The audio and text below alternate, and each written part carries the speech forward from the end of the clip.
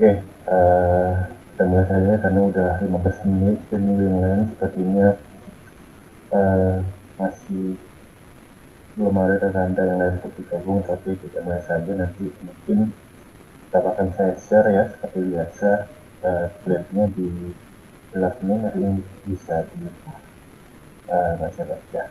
Ya, bismillahirrahmanirrahim. Assalamualaikum warahmatullahi wabarakatuh. Selamat pagi teman-teman semua. Selamat pagi Pak Naiti. Terima kasih ya Pak sudah tetap join nih. Saya lihat tadi lagi sibuk-sibuknya. Jadi pada kesempatan kali ini kita akan melanjutkan materi kita. Jadi ada beberapa poin yang akan kita bakal bahas. Beberapa poin ke depan ini akan berhubungan dengan yang namanya pengkodingan ya. Jadi sebelumnya kita hanya mempelajari hal-hal terkait poin-poin pseudocode, flowchart, kemudian kenapa kita memilih bahasa seperti itu, bahasa Java dan sebagainya. Nah, pada kesempatan kali ini kita akan masuk ke hal-hal dasar sih masih, tapi menjadi aspek penting lah dalam proses pengkodingan. Karena pada dasarnya mata kuliah algoritma dan pemrograman ini adalah mata kuliah yang benar-benar berfokus pada hal-hal dasar. Jadi kita belum masuk ke hal teknis seperti menjalankan pengkodingan secara sempurna, belum. Kita baru mempelajari uh, alur berpikir dalam proses pengkodingan. Kita baru mempelajari bagaimana cara melakukan proses pengkodingan yang baik dan benar, kemudian bagaimana aspek-aspek penting saja yang dapat dipelajari dalam proses dalam proses pengkodingan. Nah, pada kali ini kita akan bakal lanjut ke materi yaitu terkait tipe data dan variabel. Ada dua, kita akan bicara operator Java. Nah, kalau kita bicara tipe data dan variabel ini antara satu apa ya namanya ya, antara satu bahasa dengan bahasa lainnya itu mempunyai istilah tipe data yang agak sedikit berbeda. Misalnya ada bahasa Python itu ada namanya apple set dan lain sebagainya. Di bahasa lain tidak ada. Jadi sebenarnya kalau kita bicara tipe data itu tergantung pakai bahasa pemrograman apa. Tapi karena kita di sini memakai bahasa pemrograman Java, jadi yang akan kita pelajari adalah yang terkait bahasa-bahasa pemrograman Java itu sendiri. Data dan variabel variabel di bahasa Java. Kemudian pilihan belajar dua itu kita akan belajar terkait operator Java. Operator itu adalah simbol-simbol dalam Java. Biasanya kalau kita ingin lebih mudah mengartikannya, operator Java itu seperti ya tanda-tanda penggunaan tanda tambah, kali, kurang, bagi, persen dan sebagainya itu masuk operator data. Nah, banyak sekali dalam penulisan operator Java ya ada yang namanya salah satu contohnya adalah operator aritmatik, karena kita akan mengolah data dengan sistem aritmatik. Artinya kita bisa melakukan proses pengurangan, kita bisa melakukan proses penambahan, tambah-tambah, kita bisa melakukan proses pengkalian dan sebagainya. Jadi disesuaikan gitu untuk bahasa pemrograman Java itu sendiri. Gitu. Nah, sebelum kita masuk ke ini, perlu kita ketahui tipe data dan variabel itu hal yang menjadi jantung dari operator Java. Karena kalau tidak ada tipe data dan variabel, dalam pemrosesan operator Java tidak ada data yang diolah. Ya, anggaplah tipe datanya sifatnya angka. Ya, berarti kalau operator Java-nya yang kita olah adalah berupa angka. Begitu seterusnya. Nah, ini tipe data dan variabel. Tipe data itu adalah klasifikasi data yang mengenalkan kompilator atau penerjemah bagaimana programmer bermaksud untuk menggunakan data sebagian besar bahasa pemrograman mendukung berbagai macam data seperti contoh nih bilangan real, bilangan integer, bilangan boolean. Nah, integer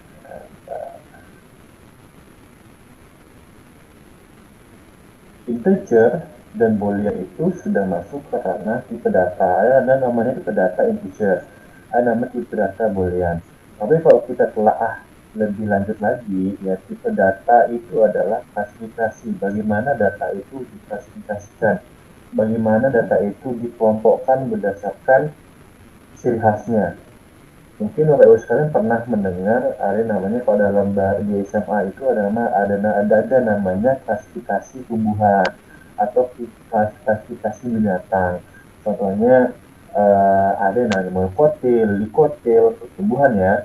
Kemudian kalau di di binatang itu ada yang betulang keras, betulang lunak. Nah itu salah satu mengklasifikasikan data. Jadi kalau kita bicara klasifikasi itu mengelompokkan. Kalau kita bicara klasifikasi tumbuhan, intinya kita mengelompokkan tumbuhan berdasarkan genusnya mungkin, kemudian tipe-tipe lainnya, apakah dia monokotil, dikotil, dan sebagainya. Nah, kalau kita bicara klasifikasi hewan, kita mengelompokkan hewan berdasarkan misalnya cara bernapas, kemudian cara bertelur, ovovivipar, vivipar, dan lain sebagainya. Nah, kalau kita bicara tipe data, artinya klasifikasi data di sini adalah bagaimana kita mengelompokkan data berdasarkan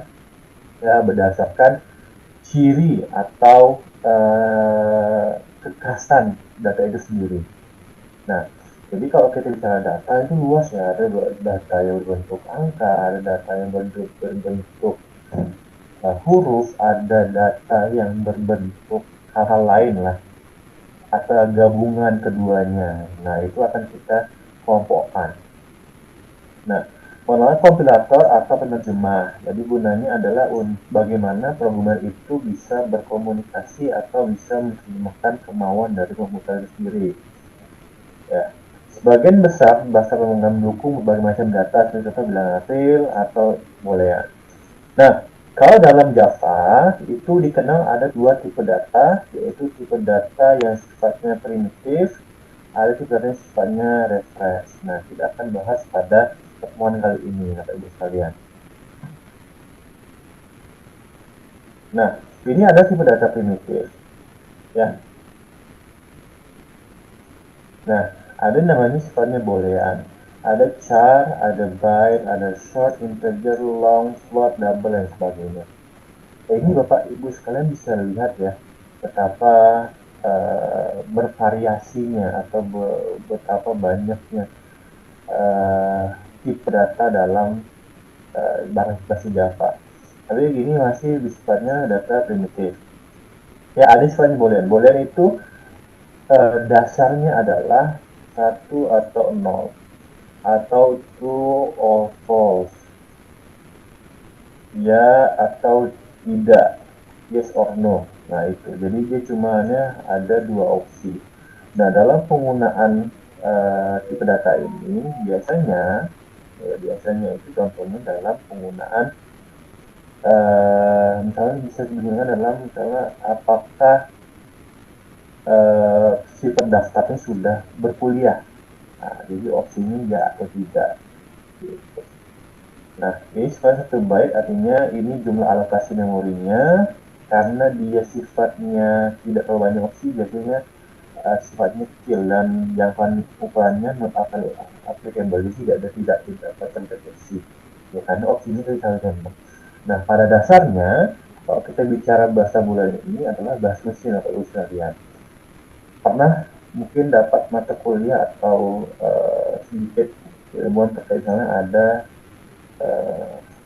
1001111. Nah, biasanya ini kita harus mengkonversikan menjadi maksud ya atau ada arti lain dari ini. Nah, dalam penggunaan 1010 ini adalah bahasa mesin sebenarnya. Jadi dibicarakan bahasa boolean itu adalah bahasa mesin, bahasa sejatinya mesin yang hanya ya mesin cuma bisa mengenali dua hal ini atau mengenali dua karakter ini, satu dan nol. Char, ini karakter, single karakter atau Unicode ya, atau banyak kode. Nah, jumlahnya byte, 2 byte dan alcode karakter ya, huruf, angka dan huruf, misalnya daerah, misalnya daerahnya Jakarta. Nah, ini berarti fully tipe data yang char. Contohnya dalam penggunaan datanya, kalau Bapak Ibu sekalian ingin menambahkan nama misalnya, atau menambahkan tempat lahir, nah itu gunakan Jakarta, karena kalau nama yang mustahil pakai ada satu angka dan sebagainya, enggak, sangat jarang. Ada pun ya, kalau Elon Musk punya anaknya itu pakai angka namanya. Tapi kalau bahasa sejatinya eh, apa namanya, sejatinya dalam proses proses penggunaan cari ini bisa digunakan dalam yang sifatnya pendeklarasian proof itu ya. Kemudian ada byte, ini integer 1 byte ya. Ini menggunakan range-nya ini 128 biasanya dalam bentuk angka. Ada short. Jadi kalau Bapak Ibu sekalian ingin mendeklarasikan angka ya, karakter angka dalam pemecahan pemrograman, dilihat range-nya dulu. Nah, ini salah satu jangkauan range. Kalau masih di ranah ini berarti pakai byte. Kalau masih di ranah ini berarti pakai short. Kalau masih di ranah ini, maksudnya banyak gitu karakternya, pakai integer ini. Kalau lebih banyak lagi pakai yang long, ya, long integer lah bahasa seperti itu. Dan semakin banyak karakternya atau semakin banyak jangkauannya, otomatis paling lurus dengan alokasi memorinya juga. Jadi emang saling berkaitan, ya kurvanya sama. Jadi kalau dia semakin besar, ya jumlah memori juga semakin besar. Ada float. Nah, float ini ya, floating point number 4 byte ini yang sifatnya koma-koma ya, koma. Kemudian ada double, dia satu dengan floating juga, byte juga, koma juga, dan tapi lihat ada range-nya. Jadi membedakan antara satu tipe data itu biasanya di alokasi memori dan jangkauan ukurannya itu sendiri. Itu jadi disesuaikan saja dengan apa namanya, disesuaikan saja dengan kebutuhan Bapak Ibu sekalian. Kalau dirasa saya ini kayaknya cuman nama Pak, kayaknya pakai yang sifatnya baik saja sudah enough ya, udah tak masalah. Oh, ternyata dalam penjelasannya butuhkan karakter banyak Pak ya, pakai yang apa, yang long ya, oke. Okay. Jadi disesuaikan lagi Bapak Ibu sekalian dengan apa namanya, dengan kebutuhan Bapak sekalian dalam proses codingan. Karena sejatinya apa, dalam sejatinya adalah proses pemcodingan itu yang take control itu Bapak Ibu sekalian ya, yang benar-benar mengontrol bagaimana pendeklarasian, bagaimana proses apa namanya, pendeklarasian, bagaimana proses pengkodingan, bagaimana dalam pendeklarasian algoritma itu sendiri, itu disesuaikan uh, dengan aturan yang ada ya tetap, tapi termnya itu Bapak Ibu sekalian yang kendalikan. Jadi makanya kalau kita bicara antara satu programmer dengan programmer lainnya, pasti punya punya apa namanya, punya sudut pandang yang berbeda akan hal itu, seperti itu. Nah, ini tipe data boolean yang sifatnya primitif. Ini deklarasi variabel tipe data boolean. Jadi ya penjelasannya tetap pakai boolean ya, boolean kondisi, ini namanya, ini mengisi dan menilai satu dan sebagainya. Contohnya ini nilai 1 menuju nilai 2 menimbulkan kondisi nilai 1 lebih dari 10, 7 lebih dari 10.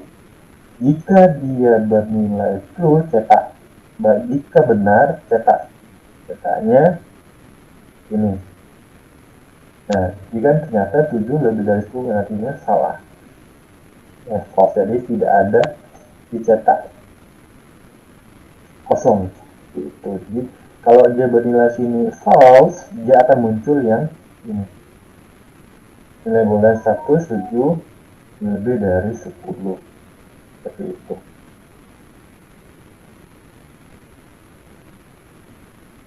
Kemudian ini sebentar boolean ya. Kemudian ini tipe data chart karakter ya, standar ya. Kalau kita penjelasan chart A, chart ini dan sebagainya, tipe data chart, nanti dia akan muncul seperti ini. Tetap dalam penggunaan pendeklarasian tipe data, dia tetap menggunakan bahasa yang sama. Misalnya tadi boolean, kita kan boolean. Kalau cara kita tekan karena tadi basicnya bahasa Java itu mengenal data yang seperti itu. Ini char 1, ini satu karakter huruf A,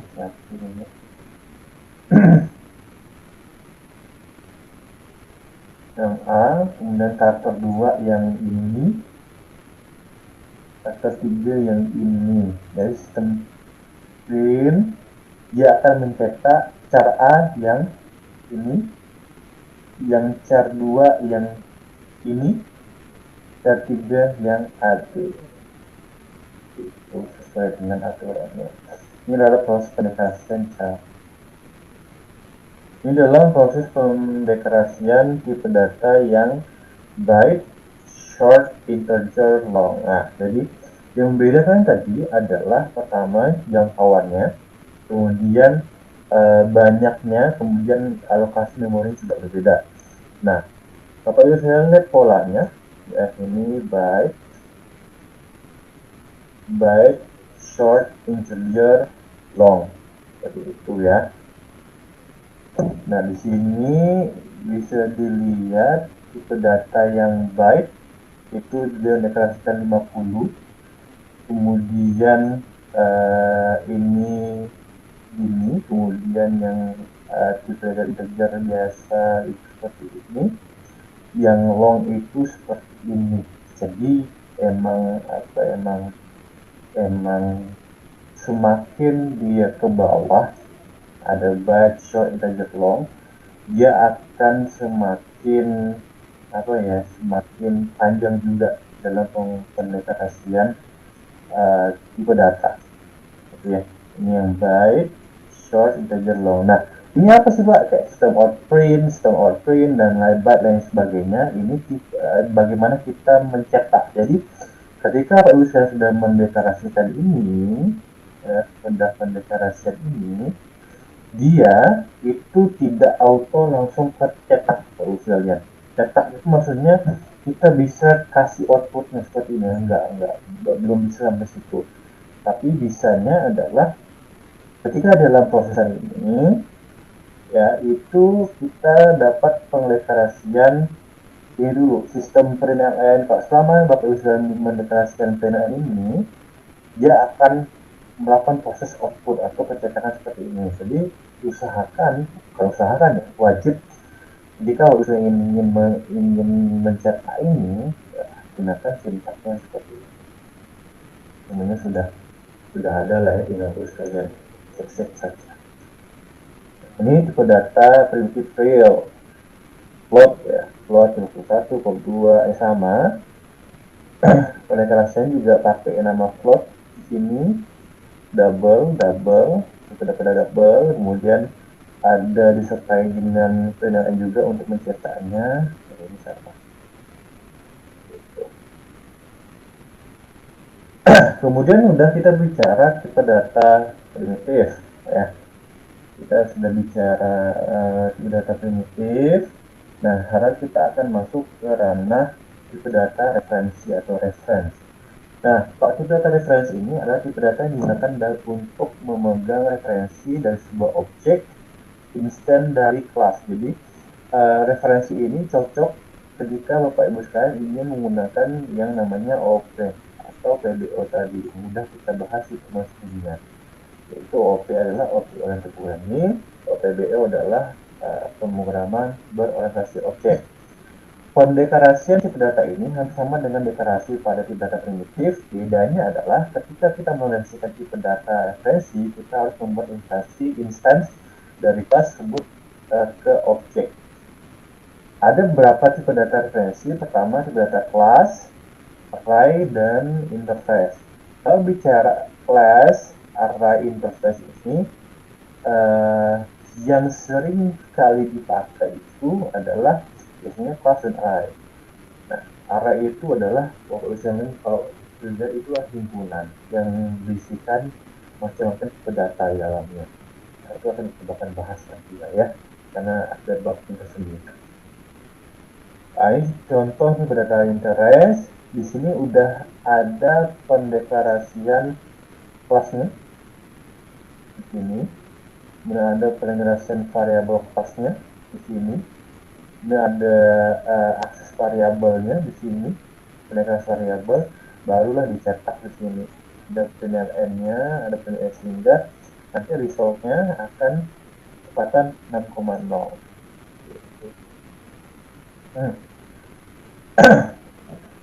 Oke, kita masuk ke variabel. Tadi kita sedikit menyinggung terkait operator ya, operator, ada variabel dan lain sebagainya. Nah, pada kesempatan kali ini kita akan masuk ke ranah variabel sebelum kita masuk ke operator.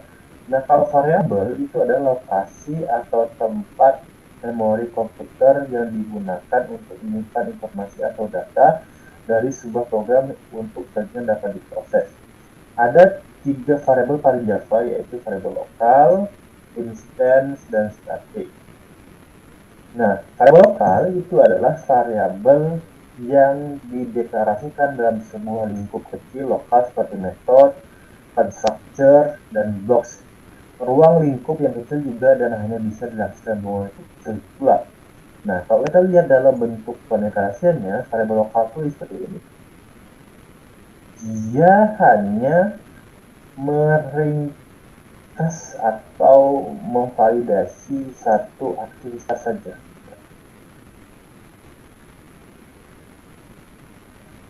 Satu aktivitas saja dalam seperti ini. Kemudian ada place point, ini metode satu blok, ini kecepatan nilainya, ini tanda lain. Tapi intinya adalah ini ada variabel lokal. Ya, dia sudah hanya memvalidasi atau memfasilitasi variabel yang sifatnya sederhana saja.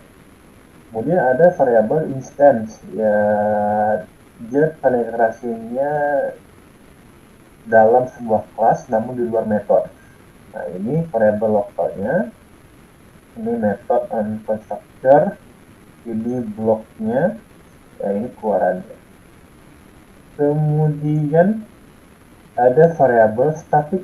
Ya, variabel static itu adalah variabel yang dideklarasikan dengan keyword static. Jadi ada keywordnya atau ada poin lah, ada poin kata-kata yang membedakan antara satu variabel dengan variabel lain. Itu disebut kalau di static itu adalah keyword static. Variabel ini dapat diakses langsung tanpa membuat objek dari kelas tersebut. Contohnya seperti ini. Ini static, ingat ya, kalau membedakan antara static, inherit, static kemudian yang instant biasanya kalau di static itu kita sudah dikasih jawaban static. Itu cara paling mudah membedakannya, tinggal bacanya nanti kelihatan. Oh, ini sedikit berbeda. Ini variabel statiknya. Kemudian ini diakses bebas oleh metode, ya kita tinggal panggil saja. Misalnya jenis sepeda, jumlah sepeda, kita tinggal panggil saja, dia akan mengeluarkan seperti ini. Jadi tergantung dari penggunaan itu sendiri. Kemudian ini sudah, kita masuk ke operator. Nah, tadi kita udah bicara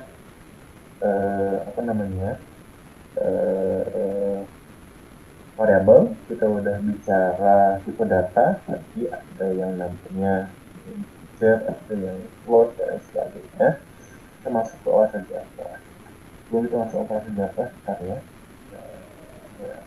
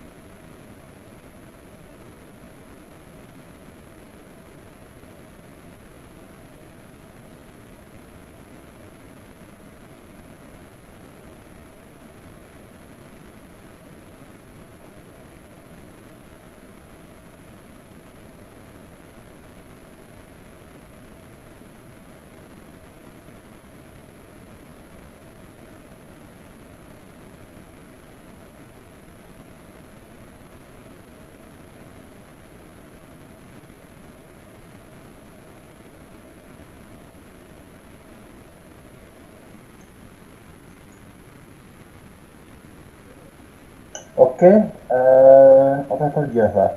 Jadi kalau kita bicara operator itu adalah simbol intinya ya. Kalau kita bicara atau dalam bahasanya sendiri, operator Java itu adalah simbol. Bagaimana Java itu bisa mengenali simbol-simbol yang kita deklarasikan, bagaimana Java itu bisa mengenali dan mendeteksi bahwasanya, yo ini kalau kita bicara simbol plus artinya penjumlahan, kalau kita bicara simbol kali artinya perkalian, kalau kita bicara simbol bagi artinya pembagian. Jadi bagaimana Java itu bisa mengenali operator itu dengan simbol-simbol. Nah, Nah, secara pengertian, operator itu adalah simbol yang digunakan untuk memberikan perintah. Ini ada simbol sini untuk pada komputer untuk melakukan aksi atau lebih operan. Nah, itu aksinya. Dalam matematika, operan adalah objek operasi matematika. Jadi kalau kita bicara misalnya 1 tambah 1, ya, objeknya adalah, ya, dia komputer, operan adalah bagian dari instruksi komputer untuk menentukan data yang akan dioperasikan atau dimanipulasi dan dikembangkan dari data itu sendiri. Nah, ini ekspresi, ya. Ekspresi adalah suatu bentuk yang menghasilkan suatu nilai. Dalam sebuah ekspresi terdapat operator operan 1 tambah 5. Nah, operannya adalah ini tadi yang bilang 1 tambah 1. Ini operatornya, ini operannya, ya, operannya. Kemudian hal yang terjadi di dalamnya disebut ekspresi, ya, dalam konteks ini. Kalau ini ekspresi ini adalah ini. Hingga kalau kita telah ekspresi adalah bentuk yang menghasilkan suatu nilai dalam sebuah ekspresi, ya, tadi bentuk yang suatu nilai. Nah, di sini menghasilkan suatu nilai yaitu nilai 15. Nah, kalau dalam proses koordinatnya, Bapak sekalian bisa dilihat bahwasanya ini integer cepat 1 dan 0, public void tambahkan ini, kemudian public static voidnya ini, tinggal berfokuskan telah lagi, ya, bagaimana dalam proses pendeklarasinya, bagaimana dalam proses pendeklarasian, dan bagaimana dalam proses memperlihatkan proses ekspresi itu sendiri. Kemudian ini operator aritmetik, dari saya mention dalam di awal-awal. Operator aritmetik itu adalah operator yang digunakan untuk melakukan operasi aritmatik sederhana seperti pada dalam data primitif. Artinya dia adalah operator ini hanya bisa dialokasikan untuk yang namanya tipe data primitif.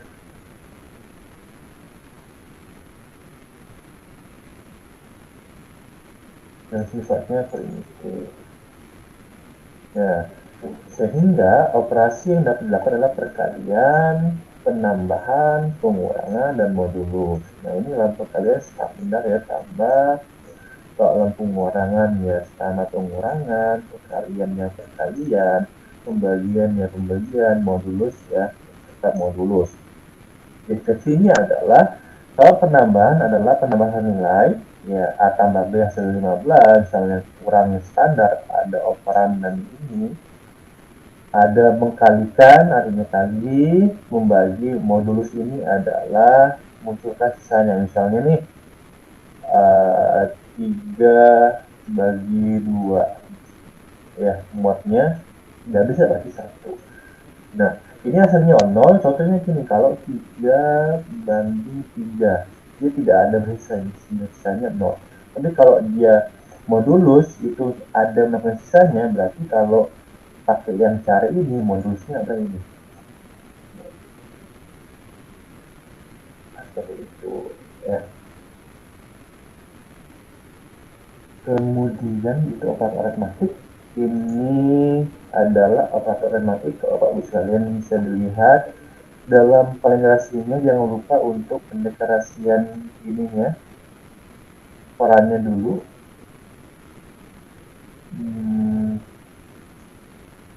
Ini ada A, B, C, D, E, ya. Ini dilakukan proses aritmatik, ini penambahan, pengurangan, perkalian, ini mod, ya, hingga dihasilkan seperti ini. Kemudian operator unary, jadi ada aritmatik, kemudian ada unary. Kalau unary ini adalah operator aritmatik yang digunakan untuk memanipulasi nilai variabel sendiri. Biasanya digunakan dalam proses ulangan dan logika if. Contoh, ada namanya positif, Jadi bukan penambahannya, ini bahasanya kalau dalam binary itu adalah bilangan positif, ada bilangan negatif, ada artinya kalau plus plus ini tambah satu sama satu tambah tambah berarti nanti outputnya adalah penambahan satu. Ada ini artinya pengurangan variabel kurang satu. Ada tanda seru adalah kebalikan atau nilai boolean. Jadi kalau kita awalnya true, dia harus bersifat false setelah itu karena ada tanda ini, tanda seru atau tanda operator kebalikan ya, seperti itu. Dalam prosesnya dia akan bentuk seperti ini. Misalnya tidak lupa kita akan tetap melakukan pendeklarasian variabel A, variabel B, boolean kondisi true. Nah, kita tambahkan antara hasil ini, dia akan bersifat false. Ya, ini artinya ada penambahan. Nah, karena tadi 5 kan, plus plus 5 artinya 6. Kemudian ada plus plus 10, ya tetap sama. Ini 10. Gitu. Nah, kalau ini proses unary-nya di sini. Ini cuma pendeklarasiannya saja. Kemudian setelah itu ada operator penugasan. Jadi ada aritmatik, unary, dan penugasan. Kalau penugasan ini biasanya nama operatornya itu ada simbol-simbol khusus. Misalnya ini sama dengan pengisian nilai, sama dengan plus, pengisian penambahan, sama dengan min, pengisian dan pengurangan, sama dengan kali, pengisian dan pengkalian, kemudian pengisian pembagian, sama pengisian dan sisa bagi. Nah, dalam prosesnya, implementasinya akan bentuk seperti ini, Mbak bisa lihat. Kelihatan nggak ya?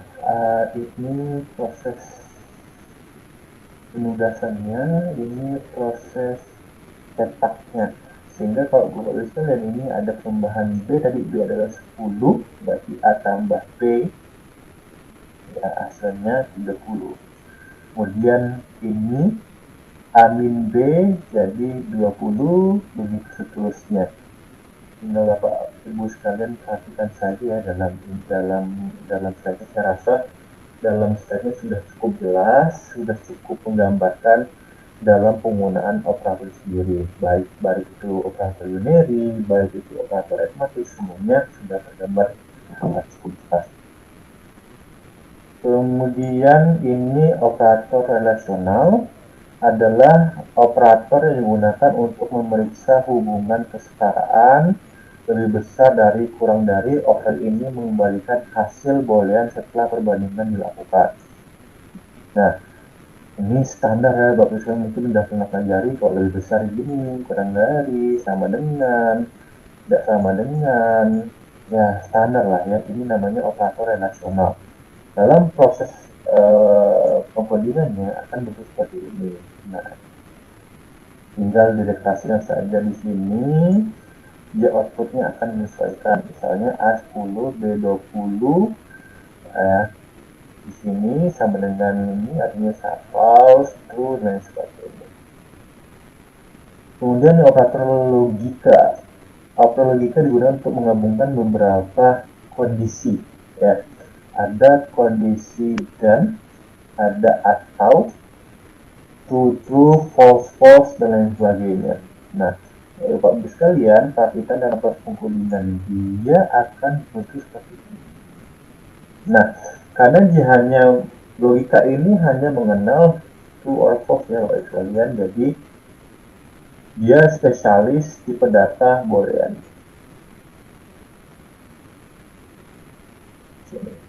Kemudian, ini ternary. Ya, ternary adalah operator seri singkat dari pernyataan if else. Seperti itu. Simbolnya tanda tanya dan kedua untuk pemesanan jawabannya.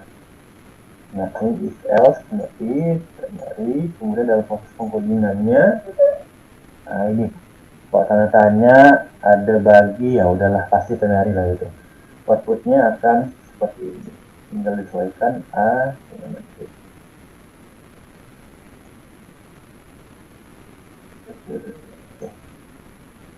Nah, Nah, ini kita masuk ke ke hal-hal yang paling sering kita temukan dalam proses pengkodingan, apalagi kita bicara yang namanya algoritma dan pemrograman. Ada namanya perulangan, ada namanya percabangan, kayak gitu ya. Itu yang paling penting dulu. Nah, kalau kita perulangan itu adalah bahasa pemrograman atau fitur yang memfasilitasi eksekusi instruksi fungsi yang berulang atau selama pada proses itu. Adanya looping, ada proses looping di dalamnya. Ya. Kemudian ini perulangan while. Cara kerja perulangan ini adalah percabangan, ia akan melakukan perulangan selama kondisi bernilai true. Nah, dalam proses algoritmanya akan seperti ini. Ya, ini kan kondisi tetap if else ya. Jika bernilai true, blok penyetaraan. Jika false, dia akan berhenti. Jadi dia akan tetap looping atau tetap ulang di sini, ya, proses ini selama dia bernilai true. Ketika dia false, dia akan stop. Nah, sehingga kalau misalnya lihat di sini, ini perulangan while-nya di sini ada contohnya public slash loop, ada looping tadi yang saya bilang. While i kurang dari 5, selama i akan berulang kali 5, ya, dia akan tetap berulang. Nah, Bapak bisa perhatikan di sini ada plus plus. Jadi setiap melakukan perulangan looping, dia akan nambah satu. Start dari 0, ini start dari 0. Looping sekali, oh nambah satu, satu. Looping sekali lagi nambah 2. Looping sekali tambah 3. Looping sekali tambah 4. Looping sekali lagi tambah 5 kan jadinya, karena sudah bernilai false, dia akan berhenti karena instruksinya adalah i kurang dari 5. 5, ya misalkan itu berapa ulang sekali lagi akan bernilai 5. Ini kan. Nah, logikanya 5 kurang dari 5, nggak mungkin 5 sama dengan 5, sehingga dia akan berhenti.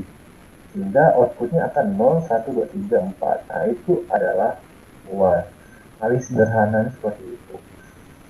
Kemudian ini for. For adalah inisiasi kondisi penambahan pengulangan satu baris.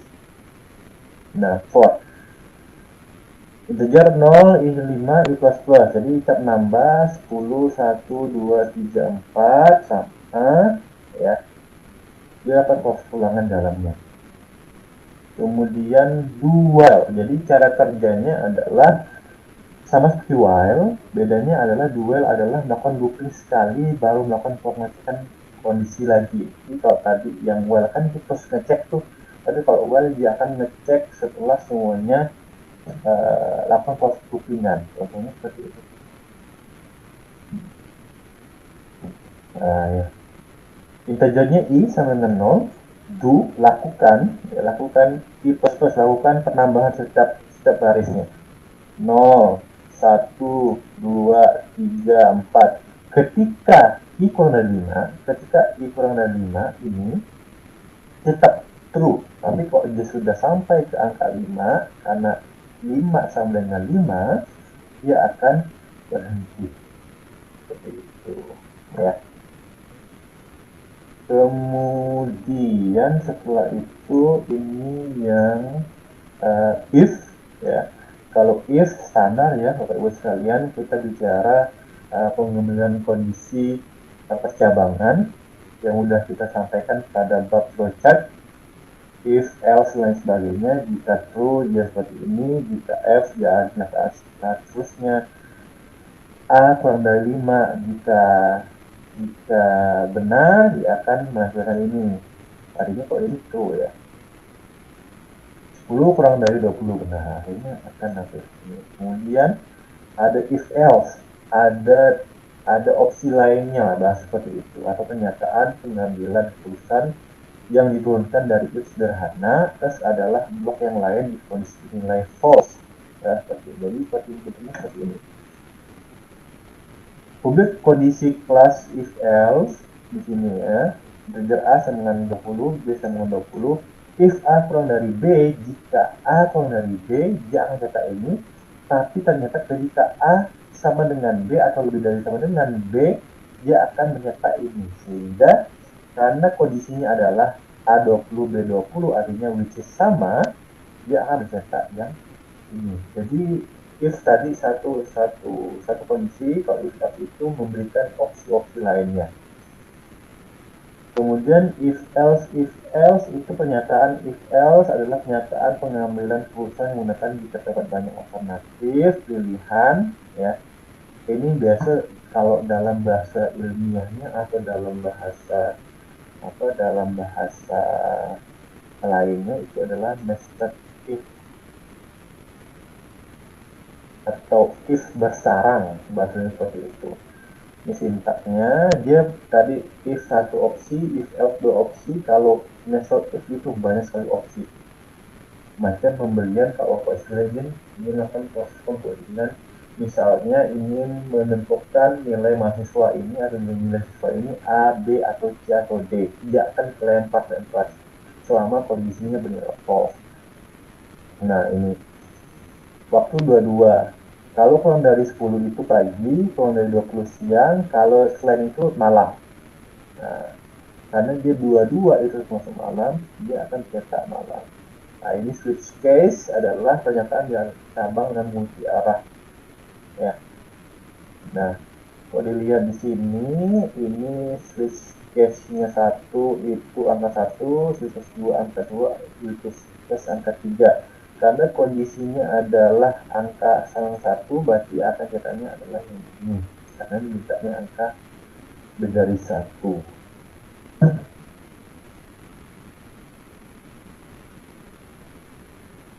Oke,